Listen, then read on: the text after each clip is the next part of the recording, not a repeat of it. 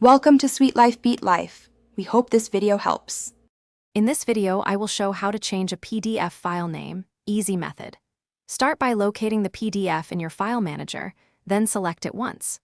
Press the Rename key or choose Rename from the menu, type a clear name using letters, digits, and hyphens, and press Enter.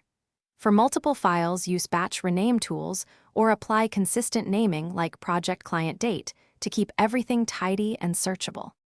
Locate the PDF in File Explorer and single-click it to select it, then press F2 or right-click and choose Rename. Edit only the file name portion, leaving the PDF extension untouched, and use clear words like Meeting Notes or Invoice 123. If you need to rename many files, use the built-in batch rename by selecting several files and pressing F2, or try a free utility for patterned renaming to save time and prevent mistakes. If you're finding this helpful, please subscribe and like to support the channel. Quick recommendation: those leak-proof containers make meal prep simple and stress-free.